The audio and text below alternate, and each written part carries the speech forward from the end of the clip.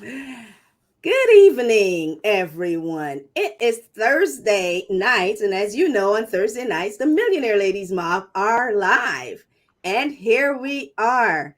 Uh, Today, this month is a special month for us because it's Financial Literacy Month. So you will see more of us. You should have already been seeing more of us over the last couple of days because our passion is to ensure that our community receives the information so that they can receive financial literacy information so that they can make good decisions when it comes to their money. Financially literate individuals make better decisions than financially illiterate individuals, and they are better able to avoid pitfalls. It's never too late because this is not taught anywhere, and that's why it's our passion to continue to educate the community. As always, I have my Millionaire Ladies Mob sisters with me. Saran, why don't you go ahead and introduce yourself? Tell them a little bit about where you are, who you are, and how to get in touch with you. I'm your girl, Saran. I can be reached at Saran10K, but again, a part of the trio here. We help eliminate debt, create income you can't outlive, retirement planning, and you name it. But again, we're here going live. I've been going live a couple days as well with Carmen. Aaliyah's going to go live too. This is me peer pressuring her. But we are excited to get you the education that you need because the more you know, the better decisions you can make for yourself and for your future generations. So I'm excited to be here talking to our tax planner, tax extraordinaire. I've had the benefit of working with her, and I'm excited to have her here with us today. All Wonderful. righty, Aaliyah. Hey, everybody. I'm Aaliyah Sherrod. You can reach me at Aaliyah10K. I'm out here in Southern California. It is still daylight out here, so it's wonderful. The weather is beautiful now. Thank you so much for joining us because it's tax time, it's tax season, and we want to know some strategies that can help us reduce our tax liability. So that's why I'm excited about this episode. And if you are listening, and watching, please share, like the video, share it with those business owners that you know. We all need tips and we can't hear it enough. So thank you for joining us, Kimberly Ann, and we appreciate your time because we know you're busy. Thank you so much. That's right. So Kimberly Ann is my personal mentor when it comes to taxes. As many of you know, I also do taxes as a part of my financial services business, and I have the benefit of working with Kimberly Ann. Kimberly Ann is a phenomenal businesswoman. She is an enrolled agent with the IRS. What does that mean? She can speak for you. She can represent you in front of the IRS. The only person that has any more leeway, I think, is a tax attorney. I think I said that right. But she is right there at the top to represent for you. Now, hopefully you don't need her services because they really tax, they cost. But if you do need her services, you can get in touch with her. She's going to tell us how to get in touch with her. She's a mom. She's a phenomenal mentor. She runs several businesses, and I'm going to let her talk a little bit about some of those businesses. And then we're going to jump in just asking her questions today, not only about business owners, but if you're a business owner, tune in. But we're also going to talk about regular people because tax planning or understanding a little bit about doing your taxes is part of being financial literate. We want to reduce the amount of money that we give Uncle Sam. We want to divorce that man, get him out of our lives. We want to reduce that and we want to increase our wealth. And every dollar we don't give to him, we can put towards our wealth. So, Kimberly Ann, again, welcome. Thank you. We are in the thick of the tax season. So we really appreciate you joining us. Thank you for extending the invite to me. I am going to try and not sound tongue twisted because it is the thick and thick of it, and I am exhausted to say the least. So as everyone mentioned, my name is Kimberly Ann Chambers. I am the owner of Dollars and Cents Tax and Accounting Services. Um, I'm My experience in taxes spans over 30 years. I've been in and around taxes since I was 13. My father was a former IRS auditor. So to say the least, I know taxes from diapers. I know taxes from diapers, basically. So I jumped in and took over his business in 2015. He had rapid onset of Alzheimer's. And as a result, I took his last remaining clients and grew the business from there. I ran from taxes, to tell you the truth. You know, as I'm graduating, going to college, my father's like, do taxes. I went for an accounting degree. I tried to stay far from taxes. I was done. Most I want to do is input. That's it. But it drew me back once he got ill, and I re-engaged and found a new love of taxes again. I liked educating people, you know, really getting them to know what they did throughout the year that provided the income they received or the outcome they received. And then it's been onward and upward from there. I became an enrolled agent, as Carmen said. I also have a niche tax and accounting business that's niche to cannabis, to cannabis, legal cannabis businesses as well. And I also have a virtual assistant service that provides niche services in tax and accounting, of course, as well. So those are the broad scope of my businesses, but we're here today to talk about taxes and tax planning, right? Oftentimes when people talk, I do have some talking points, so I just want to share some things I thought of in speaking to you guys, the millionaire ladies. I definitely have some ideas around some tax plan strategies that would fit you. Oftentimes when you hear people talk about tax planning, they often talk to the small business owner or businesses, but we really need to get to how can we save as individuals, right? How can we make a difference on our tax return as well? What I do want to introduce you guys to a concept is that taxes are a money making issue. If you weren't making money, they couldn't tax it. So, you know, That you part. are, yeah, you are profitable. I Yeah, you want don't have to like it, but it can happen. Yes. And what it is that, you know, we often have the mindset we don't want to pay taxes. Nobody wants to pay taxes. But in the true concept of it, you are a profitable person or entrepreneur if you have to pay taxes. So when you don't make any money, oftentimes we want to bring it to zero or bring it to negative so we get back a credit. That's not the mindset you want. The key is to tax plan based on your goal. You have to be very clear on your goal. Talk to your tax person. Be very clear on your goals for the year, because saving in taxes, which we can plan all day and get you to that zero or get you to that negative. But do you have a goal of buying a home this year? Do you have a goal of if you are not making money, if you're at a zero income, guess what? You're not going to qualify for a loan. So tax savings sometimes do not coincide with certain goals you have. So you have to be very clear on what you plan to do for the year as well.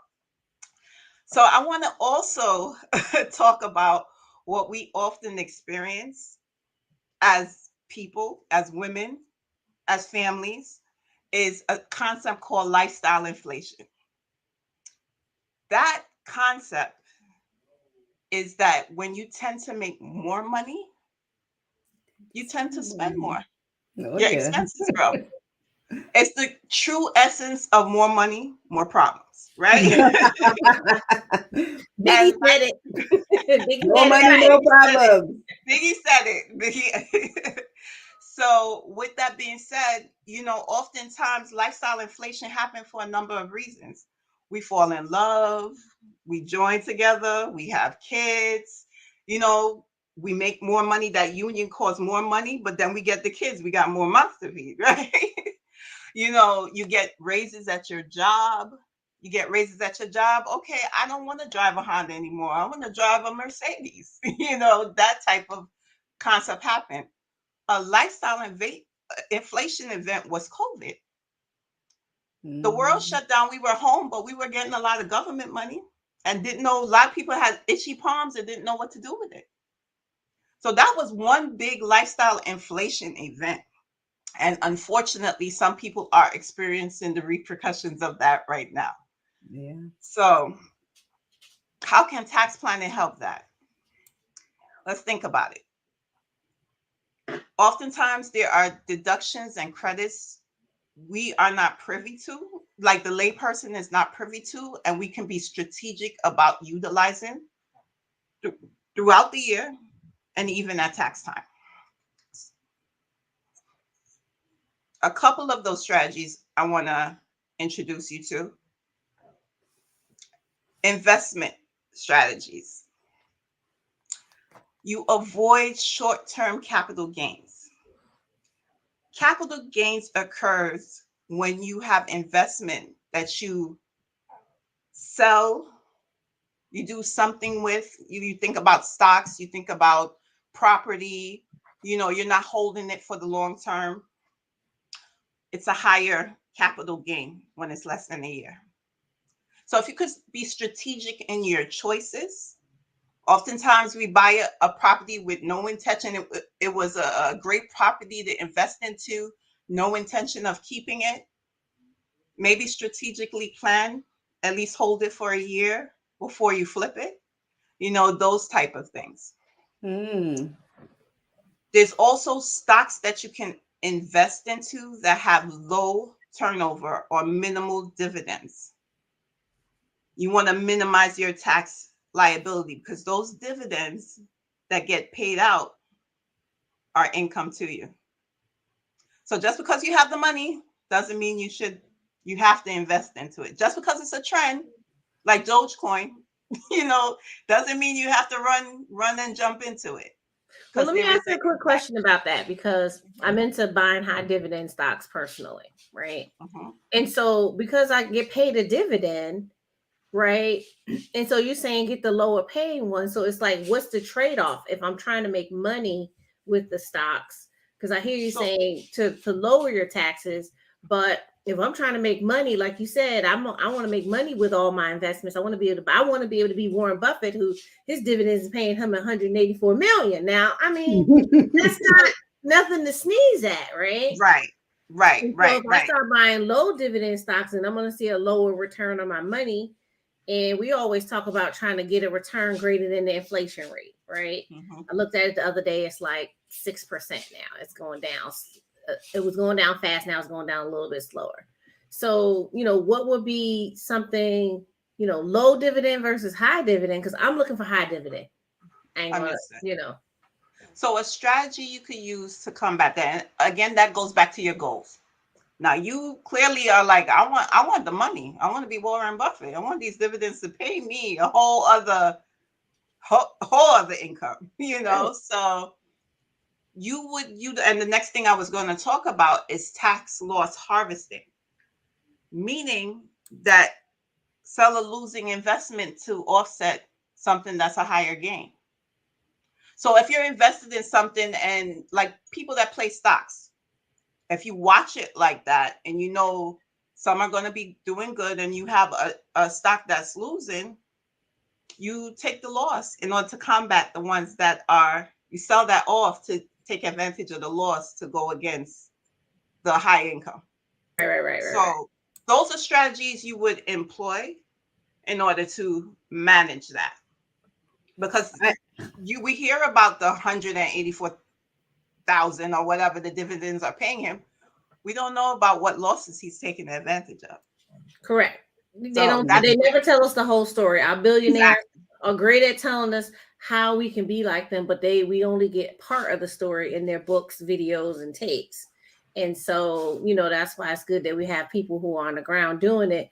Because I always would tell people, and I think I laughed about this with Carmen and Leah. I'm like, I want to know Trump's tax strategy. I don't care about the rest of the stuff he got going. The rest of it, we can label it whatever. I want to know how I can do some of the tax things that he's doing so I can reduce what I'm paying out and keep more.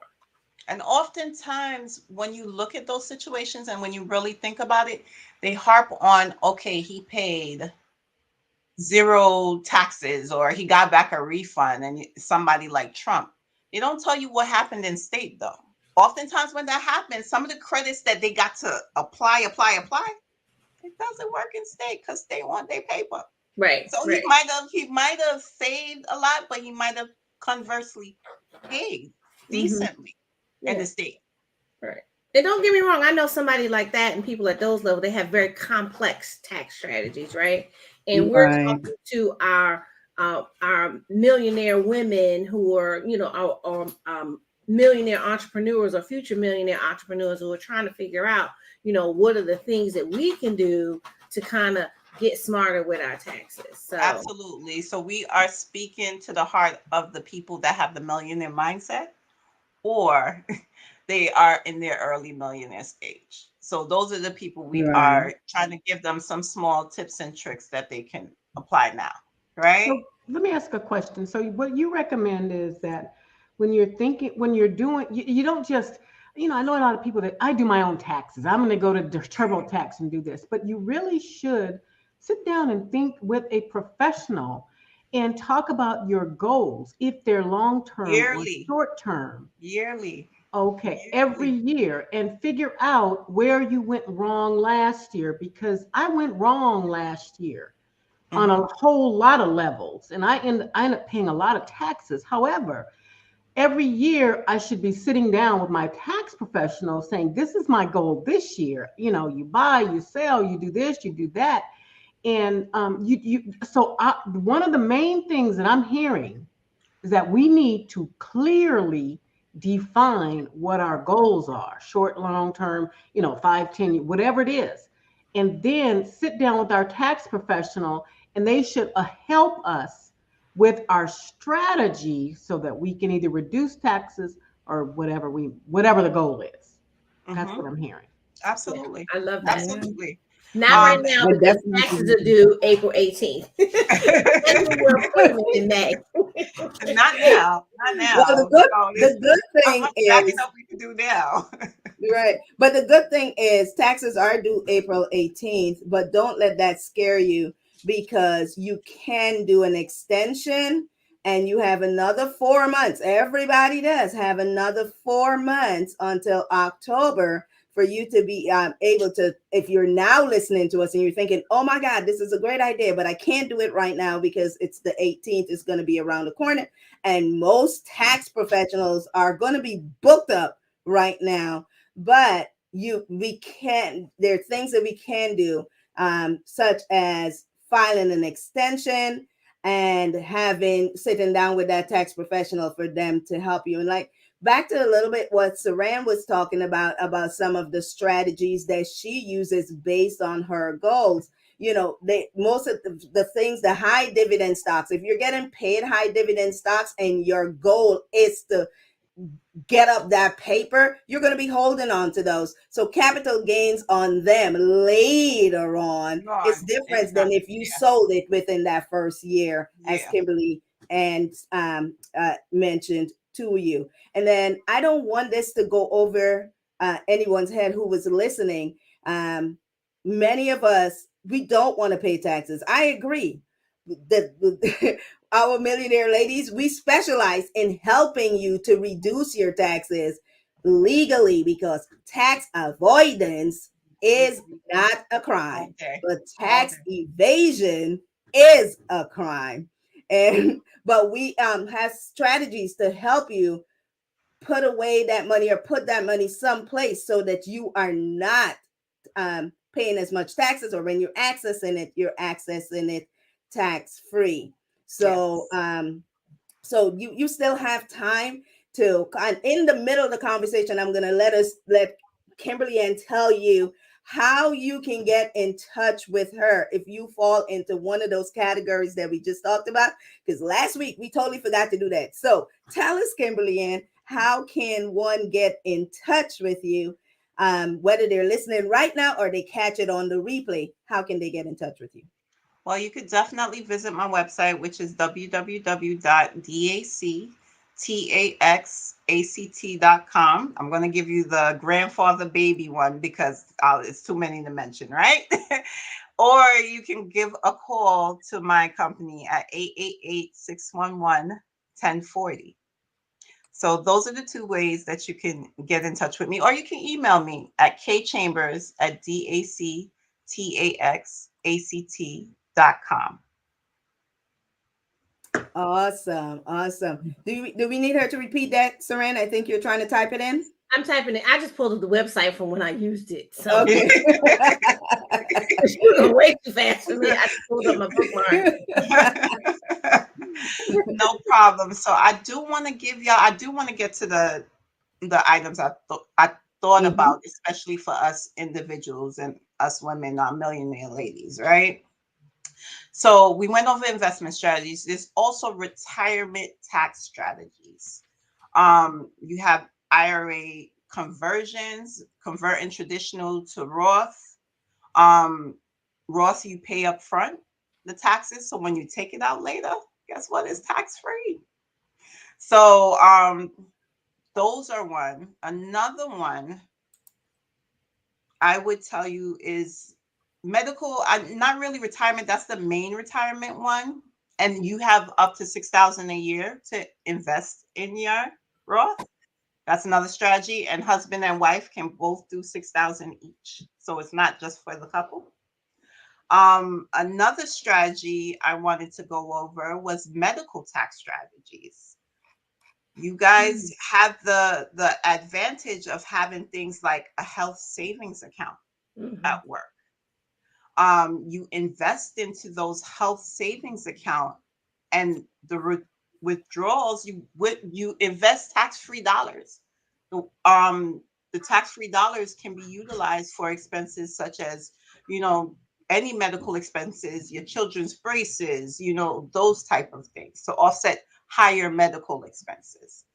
Some of you, and with that being said, there's a medical expense deduction that you can itemize for if you qualify.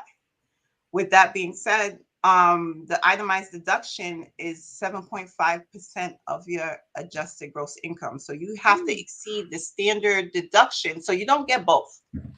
All the time, the standard deduction has doubled since 2018, and it keeps going up.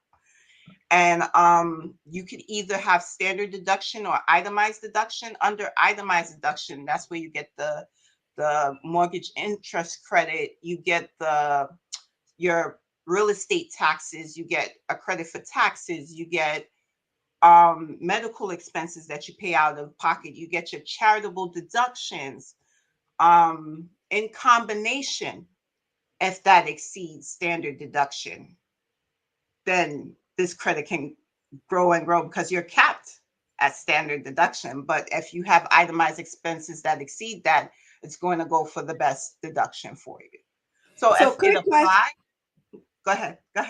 Quick question. Got my friend here in my text messages here. I guess they don't want to post it up there. Who decides medical stuff? So can they use, like, because they did some weight loss surgery or some hair restoration procedure, can those count as medical? If they were medically necessary.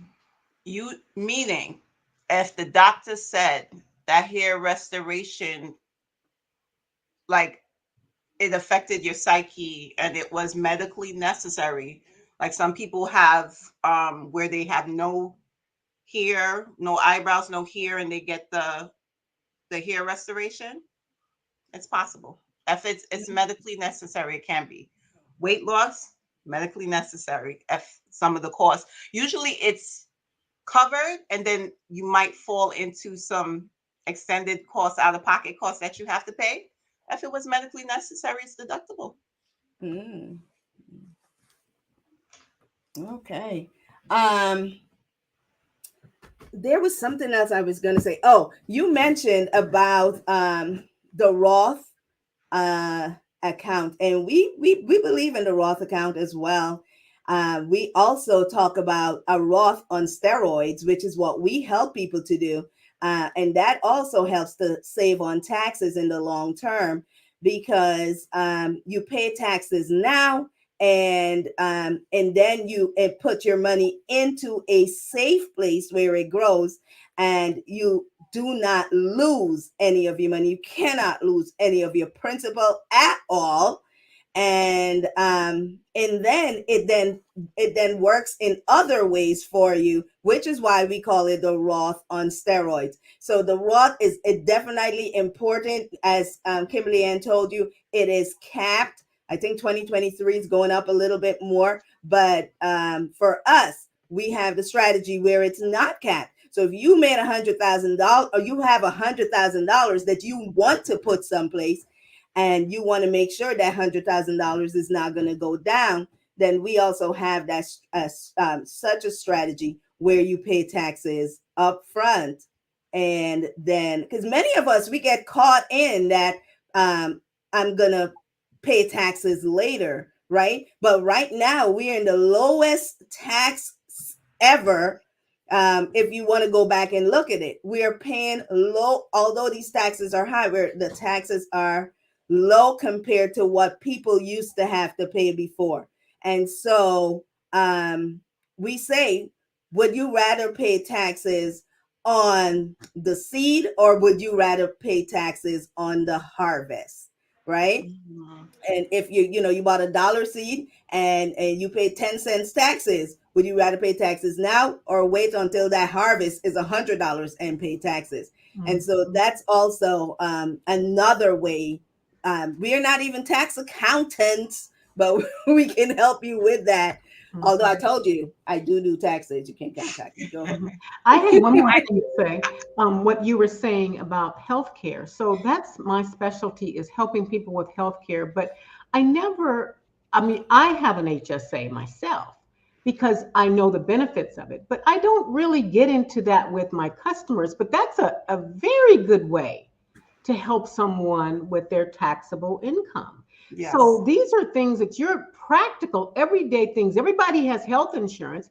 Well, maybe you could switch it to an HSA type of health insurance where you can do the savings account along with your medical and say, that is such, I never even talk to my clients about it. And I have It's a one. strategy. It's definitely a strategy that's applicable to just us, right? Us Hmm. little that might not be the who you The mentioned norm. before. The rich, super rich, the Trumps, The Warren This is Buffets. yeah, we are definitely these are all strategies that we can use today. We Yeah. could really use and apply today. So even with that, I wanted to mention back to your point about the retirement tax savings. As long as you're planting a seed, right? The seed is Yeah. important. The fact that you are planning towards your retirement and you are saving towards your retirement, that's ideal. That's what we want. But what's optimal is Roth is the better of the two. But as long as you have that mindset, I applaud anyone that is already thinking this way because retirement tax savings are important. They're important as well. So, I have a question also. So mhm, would you when you're sitting down with someone and they have a 401k at their job, would you recommend, and sometimes, that they do it under the Roth? Because I have that option at my office yeah, where they Hmm. can do the Roth, yeah, and that's so that money is taxed and I put it away. Okay, I never even thought about it. Oh my yep, goodness. yep. But It's you know so what? How they educate you at work too, because they're not taxed. They're just thinking, okay, put away something for retirement. Yeah. But to tell you the ideal situation, they're not going to know.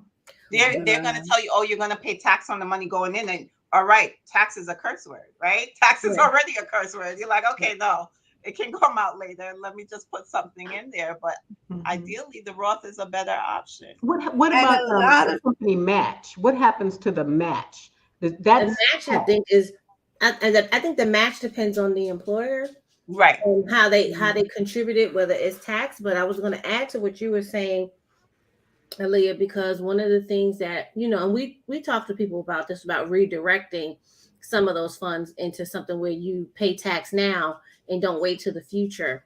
And one of the things that I find is that, like Kimberly Ann was saying, when you go to the employer financial trainings, they told the party line, they only tell you to do the contributions before tax. And now there's a law coming out, and we talked about it a couple of weeks ago, Secure Act, where it's going to require you to contribute. And I know here, I'm in the DC area, a lot of federal government employees, they are required to contribute a certain amount, and it goes up each year. And so, but they're making people do it before tax. Well, the catch is that taxes will probably be higher in the future. So it's good that they have the money, but if now you're paying 40, 60, 70% on it, when you go to take it out, it becomes a challenge. So that becomes a part of the retirement tax planning, right? Right now we're talking year over year, but we also have to really think about the retirement tax planning long term. And that's one of the things that, I think that we can agree on, is that really figuring out, like, what's this tax strategy when it comes out? Because unfortunately, I run into a lot of people who are 70 and 80 now, I have to pay a tax bill. And they got to pay a tax bill on their retirement, and they have to take required minimum distributions. They got to pay taxes on their Social Security. They got to pay taxes on the money they got to take out on the required minimum distribution. Mm-hmm. And it just becomes a cycle. And then they don't end up with the amount of money they thought they had. That's right. That's right. Mm-hmm. And I say all that to say, because a lot of times we take for granted us, and I'll talk to us very educated, talented women that we are. And there's so many women like this that are watching this live or going to watch the replay, is that when we get 70 and 80, nothing is not in our control. It doesn't matter. Just by mere fact of aging, our cognitive abilities change. Yeah. Period. And they can, and we can do things to make sure that we stay kind of sharp. But the reality is, they're going to change. 70, 80, 90, they change. Doesn't mean that you're a bad person. Doesn't mean that, you have a severe disability, but some things will take you a little bit more time to kind of pick up and figure out. And so I try to tell people, figure out what your plan is for when you turn 70 and 80 while you're 40. Yes. While you're 50, and you can jump around a little bit with some folks. But and that's why, we have to protect our seniors, because there's so many predators who talk real fast. What they used to call them, I just saw a video about and somebody posted a video from the early 1900s, snake oil salesman. Oh, that's what I said last night in my message I sent to you guys. And then that's what they are. But then I saw a TikTok video saying that John D. Rockefeller's father was the original snake oil salesman. I believe it. I absolutely believe it. I'm gonna let you go finish up your points, Kimberly, and before I start asking some additional questions. Yeah, I got just about two more I think are valuable. That little known, what you may think of, what you may not have think of. The Augusta rule. Now that comes into play when you have a second home. A second home that's a vacation home, not necessarily a rental property. You can rent it out for up to 14 days tax free. So think about it. Rihanna just did the Super Bowl. Did you hear the story? And the person house that she stayed in Arizona for however many days, I think he got $500,000 for the week. I think that's what it was. Wow. Of course he's gonna pay taxes on that. I think he's gonna pay taxes on that income. But you have up to 14 days. I have that part I'm gonna get back to you on. Does the income matter? Because it was just a weekend. He got $500,000 rent from Rihanna. Right. So I'm about to start renting my house out for 14 days a year. So I mean, imagine like Airbnb, you can do from 200 to 1,000, depending on how beautiful your location is, up to $1,000, $1,500 a night So you sometimes. said this is this a second residence or your vacation home or your primary residence? Um, I know people that have done it in their primary residence Okay. as well, but it's really supposed to be not your primary residence, not your home. So as long as your home, okay, as long as it's not your primary place of business. So, like for example, how people utilize it for their personal home. I'm a business owner. Say I have an office. I can hold for 14 days or 14 times, 12 times a year, hold meeting for my corporation, my minutes meeting in my home, rent for the day, whatever space I utilize. If it's there's an office, I do have a home office. So say this wasn't my primary place I conducted business, and it is. I had an office location. I can rent, call myself, giving myself $500 every month to conduct a board meeting at wow, the that is location. absolutely awesome. So, for instance, if I'm having a you board meeting tomorrow. Y'all want to come? Somebody minutes. Somebody gotta take the minutes. somebody got to take Somebody the take the minutes. minutes. Oh yeah, yeah. So you can have your meetings in your home if it's not your primary place of business. But in an instance of a vacation home, it's like what people traditionally, that's kind of what Airbnb was. You could Yeah. rent it out, short-term rental, and up to 14 days for the year, it's rent free. The income you made for 14 days can be rent free. Wow. Wow. So I That think I've got to look at the law intently.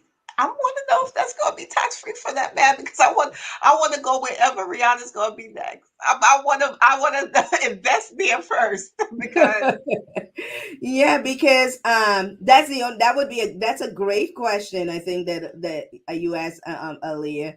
Like, how do you determine? Like, is there a maximum or per day or something like that? Because if that was less than a week, so that's less than 14 days.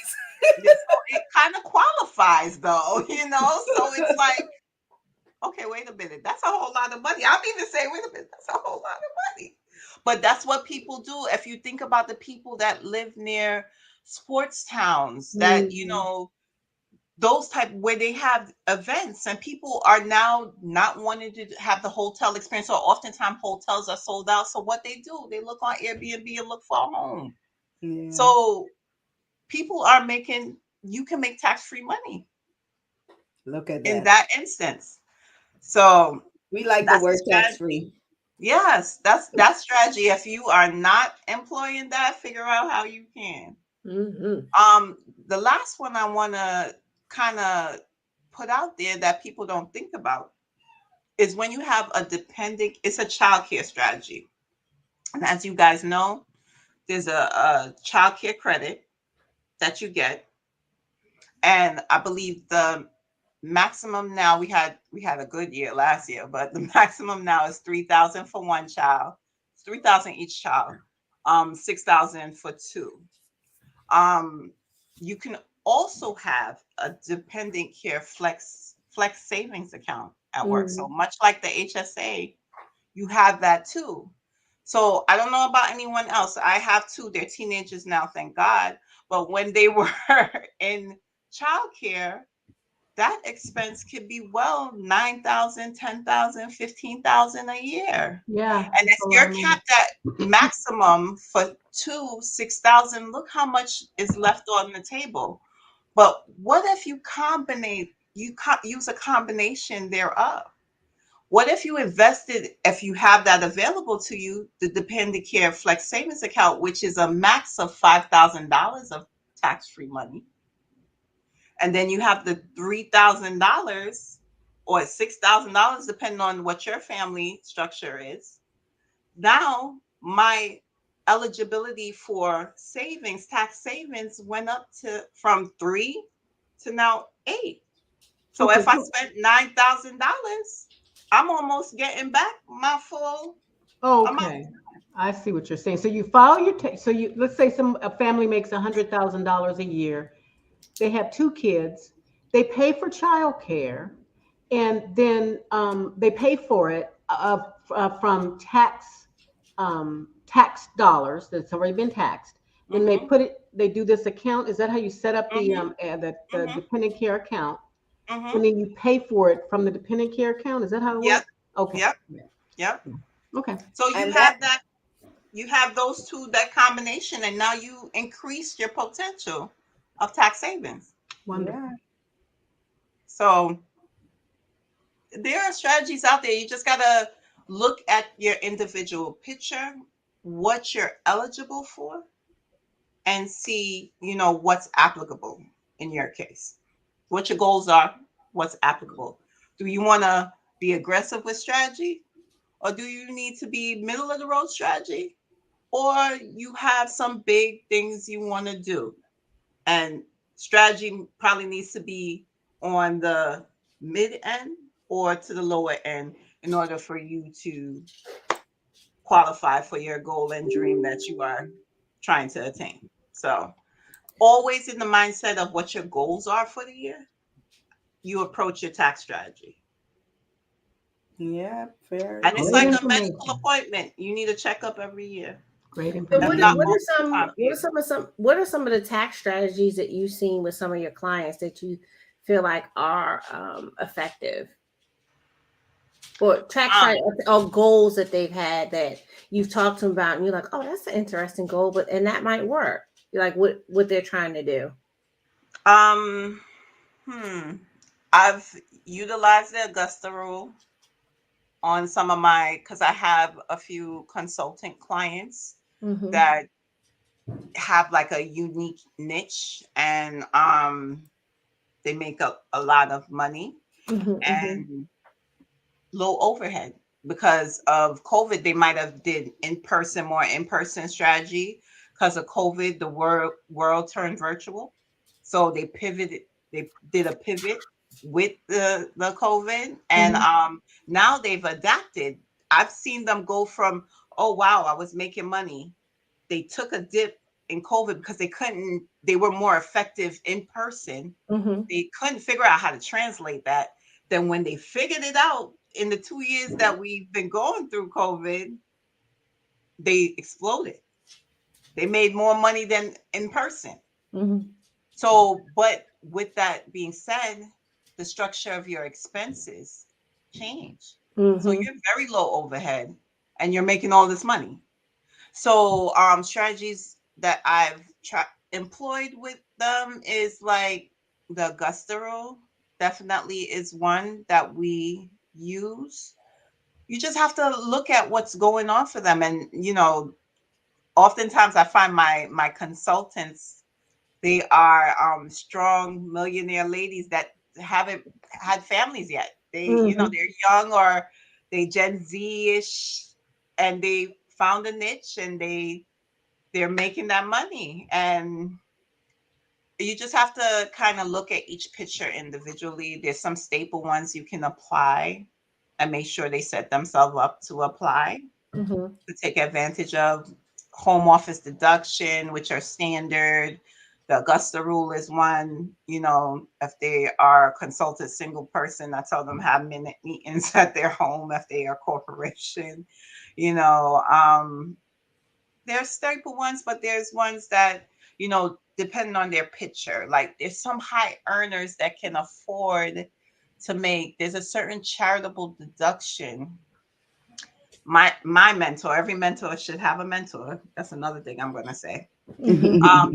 Every mentor has a mentor, believe it or not. So my mentor that's into tax planning, she's a guru into tax planning. I've seen her apply this charitable deduction that's like a mineral you buy. It's a certain one that if you invest, kind of like the life insurance, it creates a bigger impact. Mhm. So if you invest like $10,000, you get a $20,000 credit. It's like the credit charitable deduction, because the value of the mineral or whatever it is goes up, you get back a higher credit.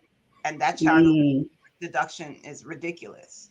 You know, What? I'm yeah, about to Google yeah. that right now.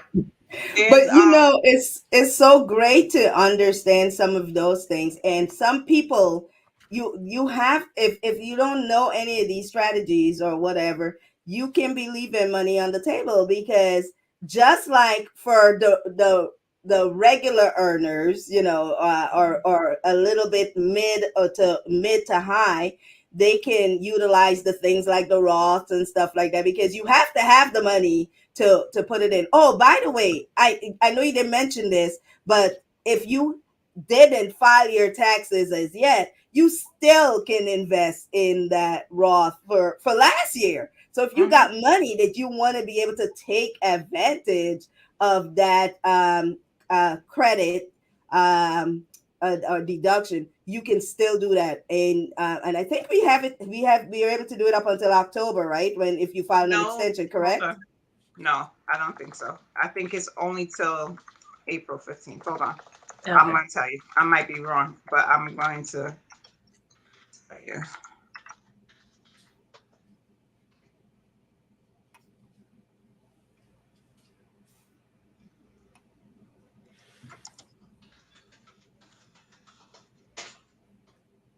Yeah, you have only up until April. Up to April 15th? Okay, I thought you had up until Mm-hmm. October as well. Um, Mm-mm. but those are things. So now for the higher income, so you put up your $6,000, but you still want to get some. This is when we can do this mineral kind of thing, because you made so much money and you need to put that money somewhere so that you're not paying taxes on all of it. Yeah, Awesomeness. those are strategies I would employ. Either that high that special charitable deduction, or even like um the be your own bank if you have the flexibility. Why not? I'm gonna need you to find the link and tell me about the special charity. I am going to I'm gonna share text it. you a mail one. The name is escaping me right now, and yeah, it's escaping me right now. There's a specific name to it, and it's not coming to me, and I'm embarrassed that it's not, but I will Oh share it. no, there's just too much information, It's so many things overload. right It's a now. lot of Overload, information. yeah. Mhm. Especially right about now when we're in the thick of tax season and Yeah. stuff is going on. So definitely understand. Well, This let me might be ask you Definitely you guys, two. understand. right? Let me ask you two tax professionals this. I know the answer, but I'm gonna ask. So, if you think you're gonna owe taxes, should I She's a file an lawyer. extension or should I get my taxes done now? Say To that do what? again. If I think I'm gonna owe taxes, should I hurry up and get my taxes done by the 18th or should I file an extension? You should file an extension, but you should pay a projection on what you think you owe, so you Yes, avoid the tax. because Go penalty. ahead, Some of you, speak. you I if you mentored you. You're gonna speak. Go ahead. Go ahead. Tell right, us. if you depending on how much you owe, the government is going to charge you for underpaying. They ain't playing with you. You guys, everybody who want a refund, talking about I'm looking for a refund. For most of you people, especially you higher income earners, that means you paid too much taxes and you gave the government a free loan. The government ain't playing with you. They're not giving you a free loan. Depending on how much money it is, you not only will have to pay interest, but you can have a penalty on that as well. So, like she said, yeah, file an extension, but pay, what you think you would have owed. And I'm glad for that. As we're talking also about regular people, right? Can you talk about some people who have multiple jobs or multiple gigs and side jobs and things, like right now people are doing lots of things to bring in money, and then they are surprised at the tax bill. But talk a little bit about what they should do with those W-4s and the projected income they think they're going to make. Talk a little bit about that so that they're not surprised at the end of the time by this huge tax bill. Absolutely. There's a couple of things that I would say I'm even guilty of that have gotten us all in trouble. Younger, somebody, did it or whatever. They wanted to take home more of their check when they were getting, like, they worked a lot of overtime or something like that, and they messed with the exemptions. Mm-hmm. So you at home with you, your dog, and cat, and they put five people to be exempt for. Yes, you get the reward now, but you know when you go and pay the piper? When it's tax time. Because when it all comes out in the wash, those five people don't exist, and taxes are going to be calculated on your total income. So those things, always review what you have on your W-4. So when you go in there, really read that form. I encourage people, don't just check a box, put down a number. You just assume a number. It's me. I'm, a single mother with two kids. I never filed three because I know when I filed three, I always end up owing because my income fluctuated with overtime when I was a corporate person. Um, I filed two. I always filed at least one less or zero if I can manage on zero.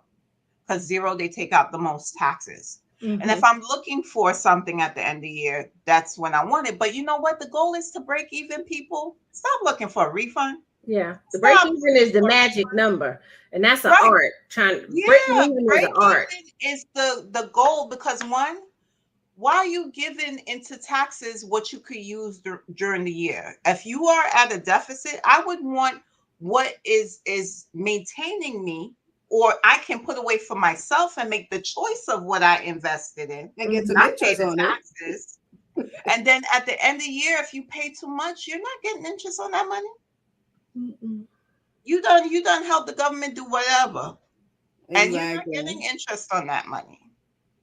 So break even is always the goal. So read that W-4. And sometimes if you found that you owe and you think you had zero, I've had where payroll made a mistake and reverted to something in the state and put one on the state and I end up owing, or put something on the state.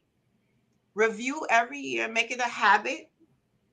After you pay, do it like when you submit your taxes. After you get your taxes filed, ask your job to review your W-4. Yeah. Read the form through. Should you look at your W-4 when you get a raise? Absolutely. Absolutely, because you might want to put some more in. Because if you already know, say you're already claiming zero, if you're not at zero and you're at one, you might want to go to zero. If you're at zero and you're getting a raise and you don't have a chick nor child to any credits, yeah, you could apply strategies. You might want to put a little $100 in. That's a case that you might want to put a little bit extra just to cushion so you don't have the impact. The goal is to break even. I'm not Right. trying to get $1,000. And I'm not even trying to get $1,000. I don't want Right. it. I want my money during the year. Right.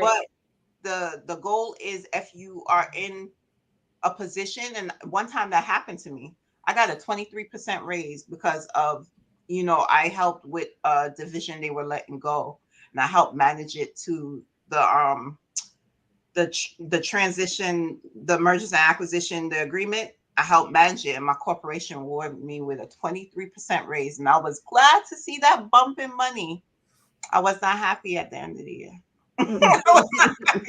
Not at all. Yeah.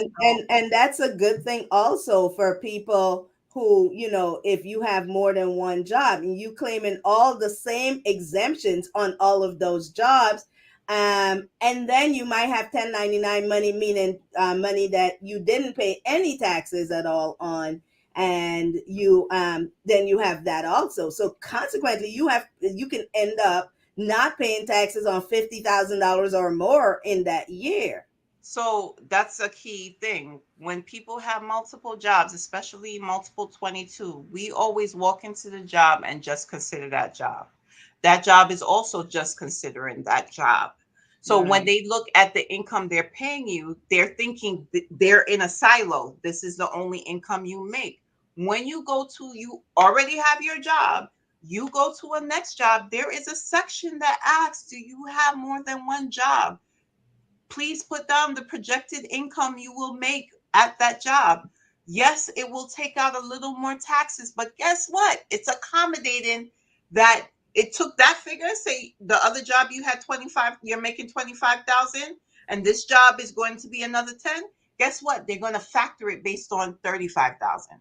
So that's it's taken in account both income, because if you say right there that this is my only job, they're only taking out taxes on $10,000 when you have a whole other job that's $25,000. Mhm. That $10,000 in combination with that 25, you might not be paying enough. Right. You might be even in a higher tax bracket.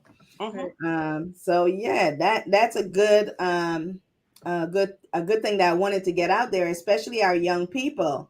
They may not understand that's what they're doing. Of course, after the first time, they'll get a wake up call. Can you talk a little bit about this? Is the whole rage on the internet? You have a business, and can you hire your kids, and how you do that? Oh, absolutely. Absolutely. If you are so when they say that you have a business, it's you can hire your kids. You can hire them up to the standard deduction amount and they don't pay taxes. So anyone making lower than the standard deduction, you pay almost nothing. They're not going to pay tax as your children employee. They're going to pay into their Social Security and Medicare costs, even though the myth or legend is that it won't be around when they're there. But they It'll will be pay. low. It'll be around, but it'll be a lot lower. It won't be what Yeah. they paid into it. Yeah. So and they get the money tax free, but the key to that is you can't just say you paid them. You can't just put in a figure on your tax return. I always coach my people that want to do that, and I do it. Create a job post on the responsibilities you're giving that child. Make sure they execute those responsibilities and they have to be age appropriate.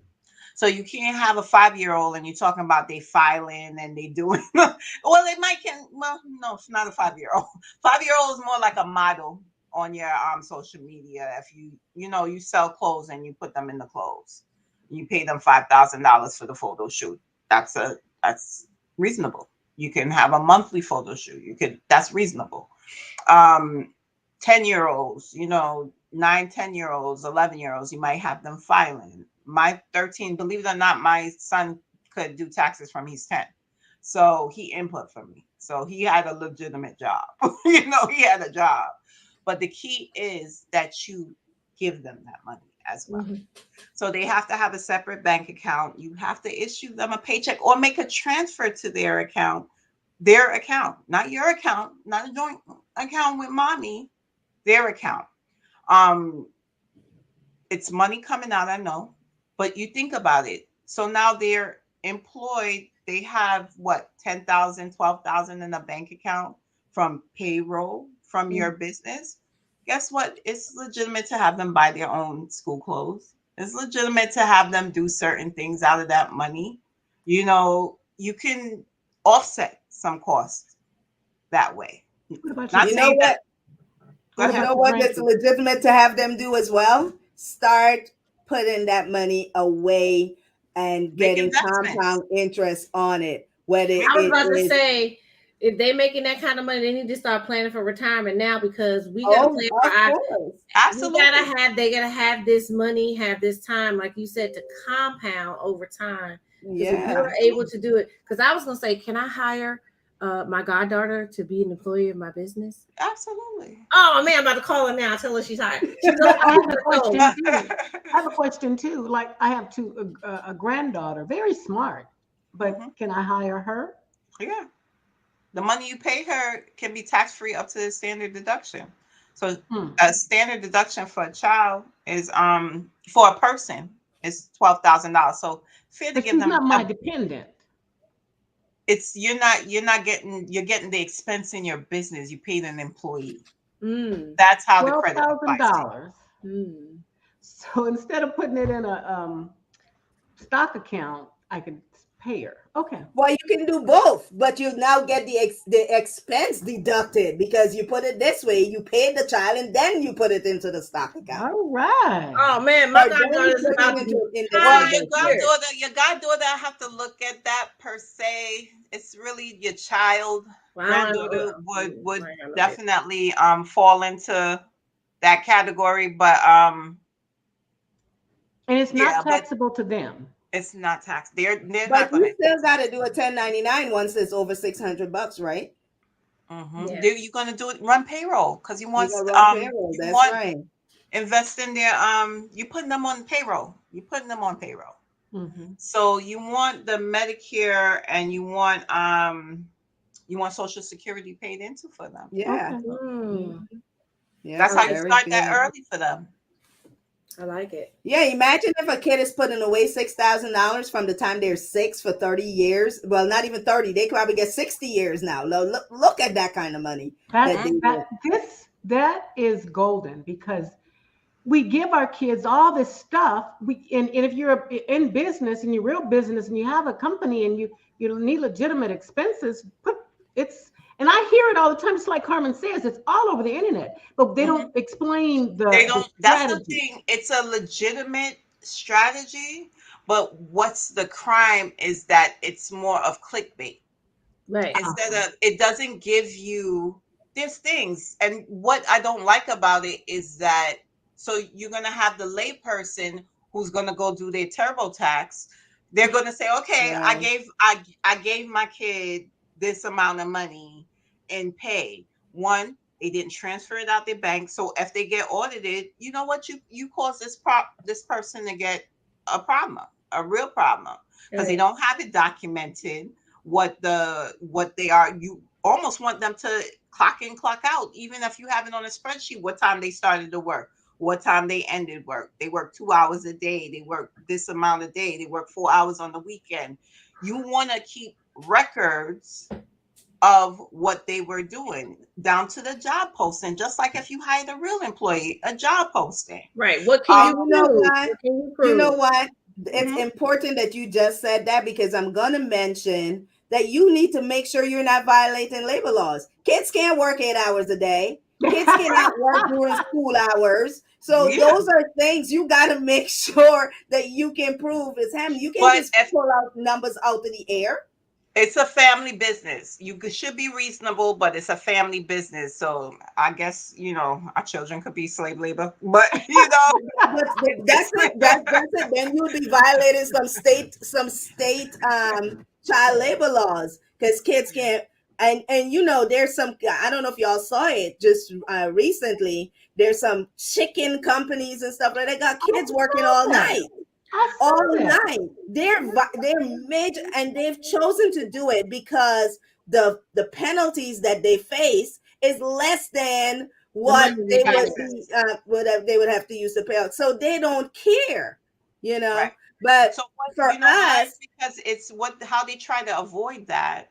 It's because as an employer, when you pay payroll taxes, and let's take the child out of our head, right? employee for you, you are holding for their taxes. It's not our taxes. We're holding it for the government. So their taxes, that's why they just get their net. We take out the taxes, but we're stewards. We have to give it to the government for their payroll, but we also pay an employer tax. So those are the two taxes we pay. So sometimes if they even make small businesses, the trouble that we are finding is that oftentimes they don't pay the payroll taxes. They don't. Mm. Yeah. Listen, my mom, we are immigrants from Guyana, South America. And for years, my mom worked and they did not pay her taxes. You know what is done? Now she's unable to qualify for Social Security because she's missing certain credits. And these crooks did not pay into the system for her, even though they took it out, right? Wow. And, Wow. mhm. And so even I'm happy that we are doing things like this because people can listen, people can hear, people can say, "Oh wow," make sure they can make sure that these things are happening for them. And if they're becoming the employee, they're making sure that they're doing some of the right things. Although we are just giving educational advice on Yes. here, we're not giving anything that's specific to you. Well, and Yes. I think, and I like what you said, because I think the thing too that came to me is with a lot of our millennials and Gen Zs and whatever they're called now, the Alpha generation and all them, they're all starting businesses, and I think the idea is, to really get them to understand that it doesn't matter that you don't pay. It doesn't matter that you just started your business and you're a sole proprietor and you don't have all the official paperwork. You still got to pay taxes and plan to pay taxes on that. And I heard some really bad advice, some bad information that some relatives of mine were like passing around. I was like, that's not true. Like, well, if you start a business, you don't have to file taxes for 3 years. I said, in what world, like what planet does this happen? No, you know what it is, and You just don't have to because you show a see profit. CPA behind people name, it's not always great advice they give, because CPAs doesn't mean they specialize in taxes. Right. I've come across many a bookkeeper, many a business, excuse me, that they got the advice of a CPA that did not file the business. And the CPA could have been involved in them starting the business, or a lawyer, they started the business, they knew about it, told them they didn't make money this year. Don't worry about it. So when you didn't make money, some sort of mindset out there is that don't file the taxes. It is not true. Even if you just started the business, the year you started a business, whether you did nothing with it, technically you're supposed to file a zero return, Yeah. Yeah. because IRS is looking for that tax return. Yeah. You started a business, it's a pseudo person. A corporation is actually a person. Right. Yeah. A corporation pays its own taxes. A corporation makes money, pay taxes. You understand what I'm saying? If you're in the business of making money, taxes are due. So a corporation is actually a person. Any other entity, a LLC, S corp, a partnership, that's you doing business activity. It's a pass-through entity. It has some legality to it. You register it, you give it some body, because it's supposed to give you some sort of protections, or else everybody and their mother would sue you. But what you don't escape is the tax impact. Right. People hate corporations, starting corporations as smaller business-minded people, because you have double taxation. You pay, the corporation pays its own tax. If you take out any dividends as a shareholder, you pay taxes. And then if you take an Nobody wants, income, you pay taxes.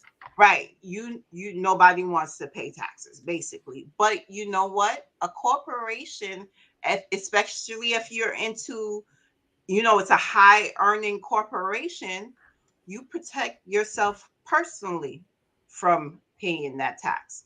If it was any other entity, I like corporations. Uh, yeah, double tax, but you can control what tax you pay.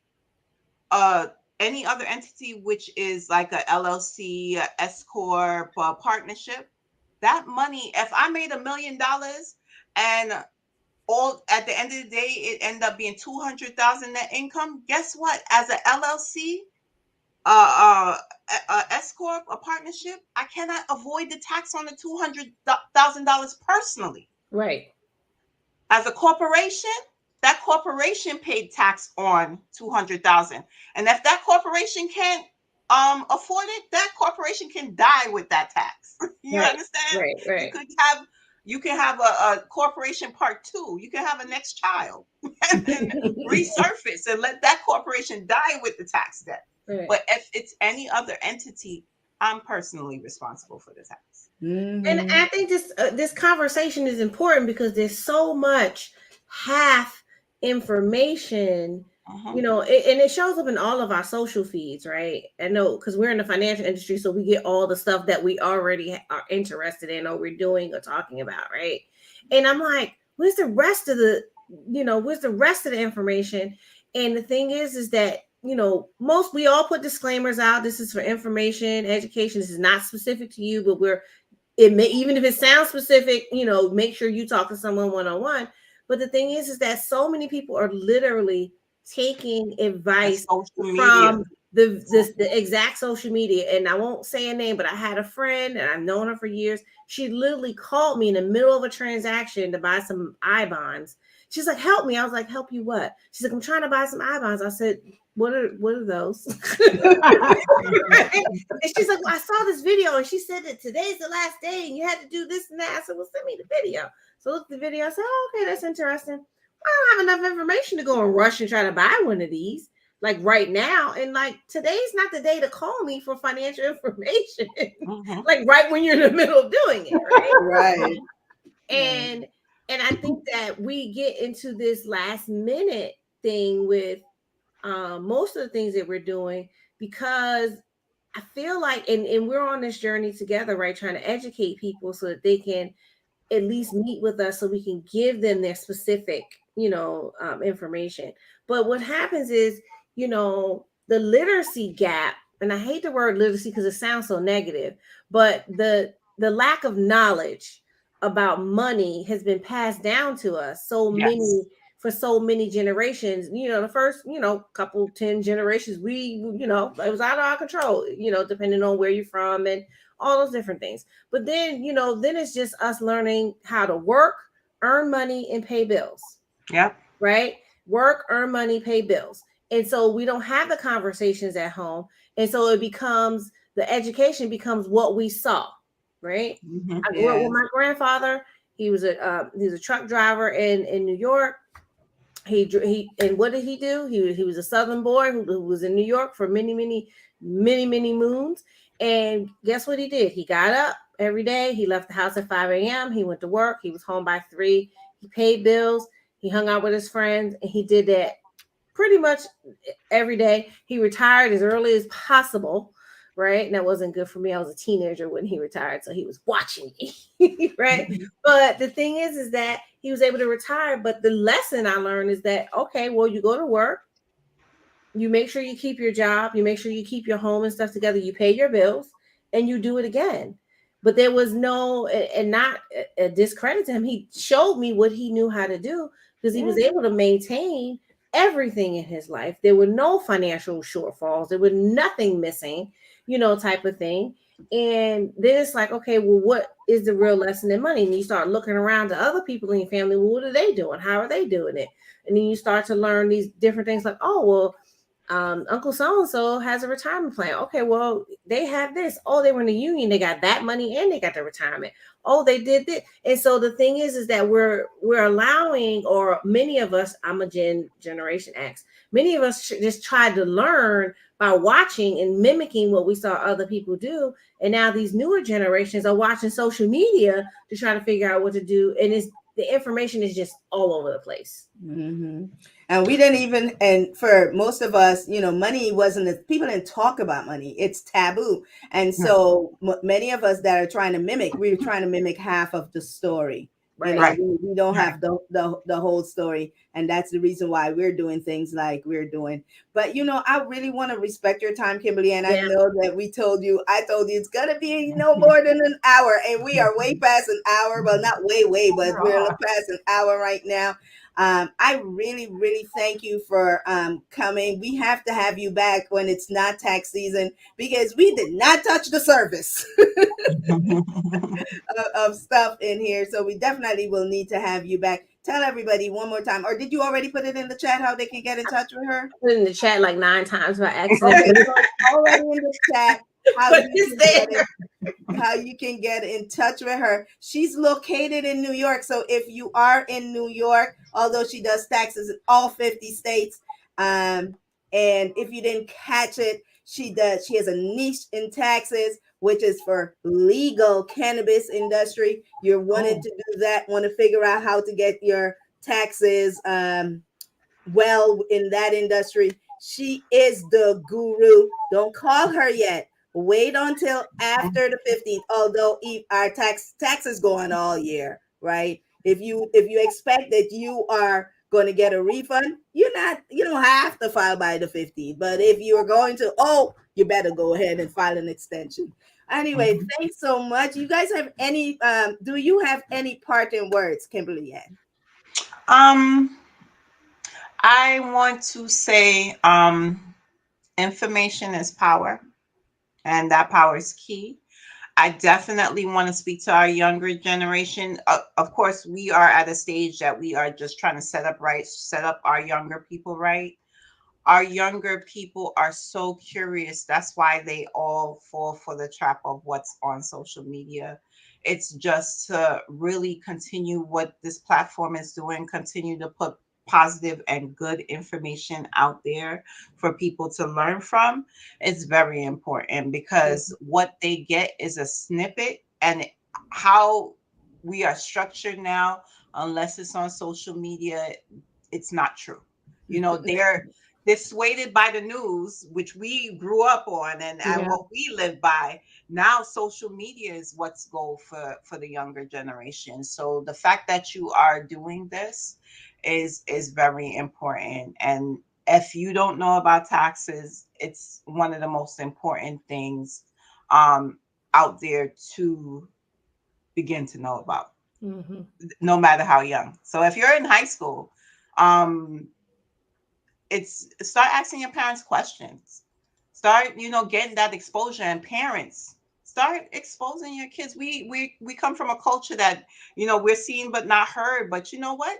Lay out your tax. When you're doing tax, if you're a TurboTax, I'm not a proponent. You need to find a professional. If you are a person that, do it yourself, bring your child and involve them with it. My kids can spokey tax all the time. They know their debits, their credits. They know what revenue, what income means, what it's like, the experience, the journey I've been on as an entrepreneur. They very much involved in it. So exposure, information is key. So that's what I wanted to share. Wow. Thank Oh you. gosh, thank you so much. And she just said it's not that we, TurboTax and some of the other things that you can use to do your taxes doesn't always do you a good service. It might be doing you a disservice, because if you don't know what the things are that you should be looking for, it's not going to just tell you, right? The government will take whatever tax you give them. They're not going to say, hey, you're not supposed to pay Oh, this. you So you miscalculated that. Oh, yeah, they're not. No, they're not. But if you don't pay them enough, they're coming after you and they're going to penalize you as well as interest. So it is important that you do speak to someone, because there's just so much you didn't know. And if you didn't file your taxes in the last couple of years, the last 2, 3, 4, 5 years, please reach out. Anything new, anything else, Saran and Aaliyah?